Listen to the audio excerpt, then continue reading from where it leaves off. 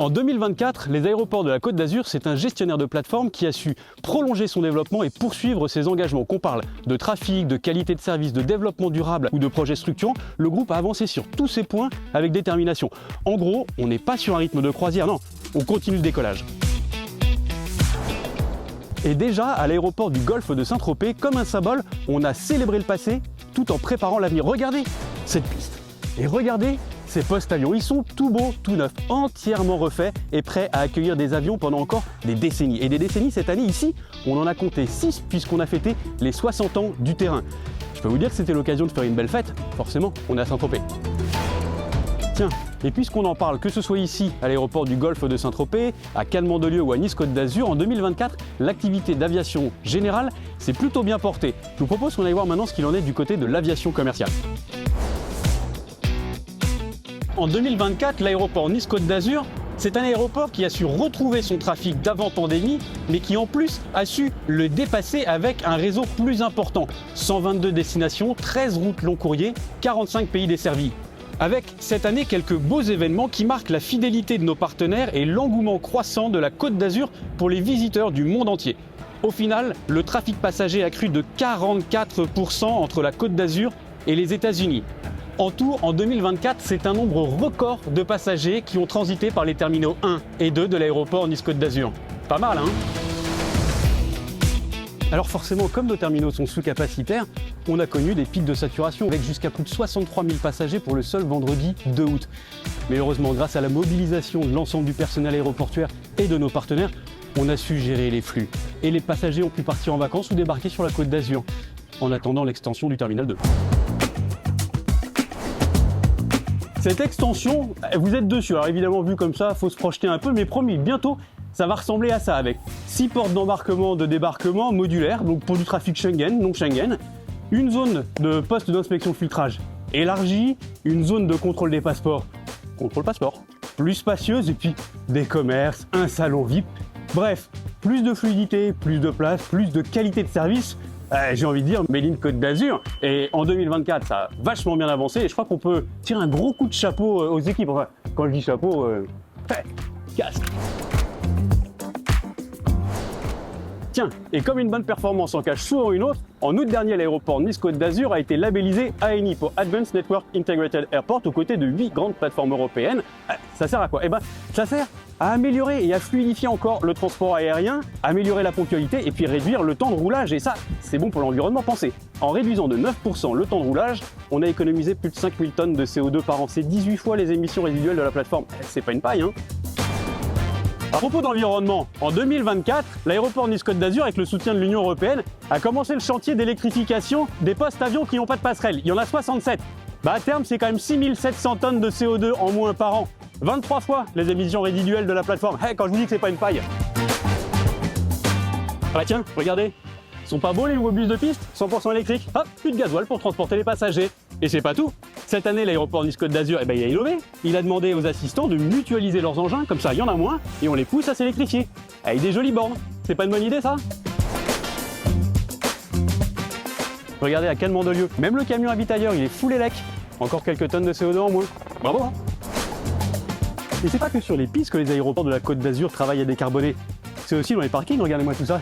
139 bornes.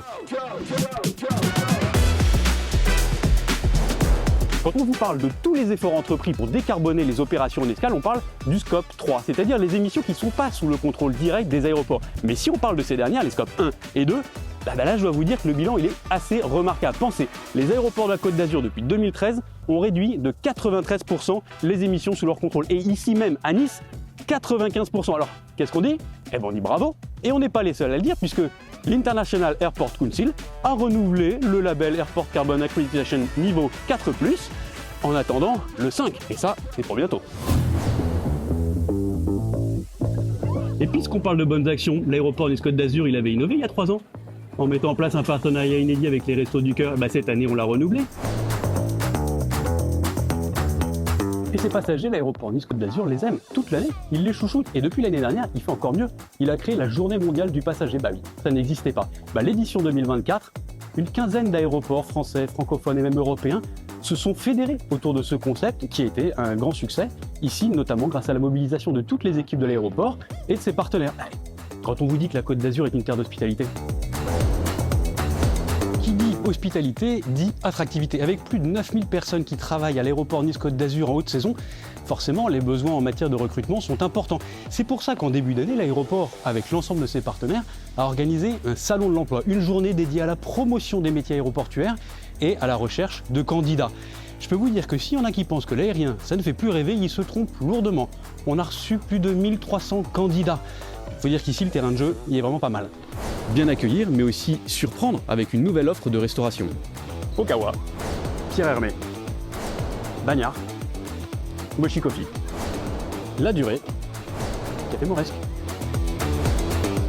En 2024, les aéroports de la Côte d'Azur ont continué d'œuvrer et de travailler pour améliorer leur qualité de service. Un groupe de travail a d'ailleurs été mis en place et toutes les pistes sont étudiées pour améliorer sans cesse l'accueil des passagers, leur traitement. Et c'est tout l'objet de la charte expérience client signée par tous nos partenaires. Et pour moi, le symbole de cette exigence, il est là, c'est le nouveau centre de service. Et quand je vous parle de qualité de service et de sens de l'accueil, regardez-moi ce stand aux couleurs du territoire, il est pas beau? Faut dire qu'en 2024, il s'en est passé des grands événements internationaux ici et qu'il a fallu être à la hauteur. Coupe du monde de rugby, Tour de France, Jeux Olympiques, et à chaque fois l'aéroport avec ses partenaires a mis en place des structures d'accueil et d'orientation des passagers et surtout une organisation optimale de gestion des flux. Fluidité, qualité, mais aussi sécurité. En 2024, l'aéroport Nice-Côte d'Azur a accueilli un exercice grandeur nature simulant une attaque terroriste, ici au sein du terminal 1, mobilisant l'ensemble des services de l'État et une centaine de volontaires. Hyper réaliste, mais surtout super important pour être prêt à toujours faire face et à faire rayonner notre territoire. Résultat, tout s'est bien passé. Médaille d'or les aéroports, médaille d'or. Et ça passe aussi par l'art, de l'air. Superbe cette œuvre de David David, hein. Superbe. De l'art, de l'air, David David. King Kong, Orlinski, il est pas beau? En même temps, avec cette carrure, je vais pas lui dire qu'il est moche. Et ça, The Line, c'est pas l'emblème des aéroports de la Côte d'Azur? Un trait d'union sur le territoire, une connexion avec le monde, un vecteur de dynamisme. Et l'art, c'est aussi de la musique. En 2024, les aéroports de la Côte d'Azur se sont dotés d'une identité sonore. C'est joli, hein? Ce petit bruit de vague, on sent presque la chaleur sur nos épaules. Et cette identité sonore a été récompensée d'un prix national aux victoires de la communication catégorie branding. Quand on vous dit que l'art n'a pas de prix.